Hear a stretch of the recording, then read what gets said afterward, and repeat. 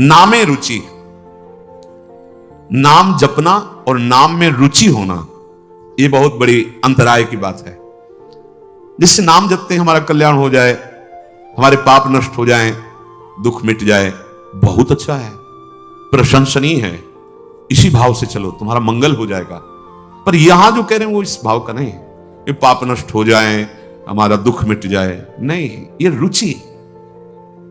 जैसे बहुत कई दिनों का प्यासा व्यक्ति हो तो उसकी पानी में रुचि प्रकट हो जाती है, और मुझे रबड़ी दो तो अच्छा नहीं लगेगा, पानी। ऐसे हमारी रुचि नाम में हो। कब जानेंगे नाम में रुचि? देवर्षि नारद जी, तदर्पिता अखिलाचारिता तद स्मरणेन परम व्याकुल थे।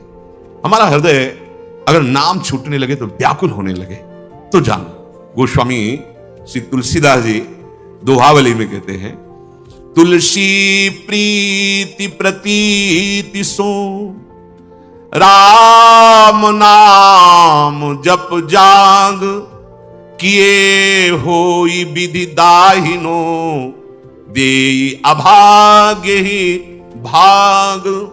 सब परेशान है, मेरा भाग्य बड़ा दुखद है, मेरे भाग्य में क्या लिख गया, जैसे लोग चल पूरा जीवन हो गया दुख भोगते हुए। ये गोस्वामी जी कहते, तुम मेरी बात पर विश्वास करो, इसी विश्वास से प्रेम प्रकट हो जाएगा। यदि तुमने नाम जप रूपी यज्ञ शुरू कर दी तो तुम्हारे जो भाग्य में लिखे हुए अंक है ना, दुख देने वाले, महान संकट, विपत्ति, पराजय, हम बहुत प्रयास करते हैं लेकिन सफल नहीं हो पाते। हम ऐसा, तुम्हारा प्रयास ही क्या है? असत प्रयास। कहीं गंदे जल से हाथ तुम पवित्र कर सकते हो क्या? असत प्रयास से असत कर्मों को काटकर उन्नति को प्राप्त हो सकते हो क्या? नहीं। तो सत प्रयास करो। क्या सत प्रयास? बोले राम नाम जप जाग, जप यज्ञ, नाम जो हमारे प्रभु का नाम है, आप उसे क्या होगा? बोले तुम्हारे पहला काम करेगा, भाग्य पलटेगा तुम्हारे। जो तुम्हारा भाग्य बन चुका है ना, महान दुख भोगना, बार बार क्लेश, शांति, ये नाम जब तुम्हें प्रदान करेगा। किए होई विधि दाहिनो दे अभागे ही भाग। जो हमारे प्रतिकूल सब कुछ है ना, वो सब दाहिने अनुकूल हो जाएगा, केवल नाम जप करके देख लो।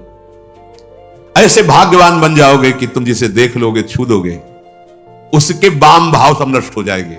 धर्म में विपरीत आचरण, धर्म में विपरीत भाव नष्ट हो जाएंगे। जल थल नभ गति अमित यति, अग जग जीव अनेक, तुलसी तो से दीन कहां, राम नाम गति एक। चराचर जीव असंख्य है, सबकी अलग अलग चाहत है, गति है।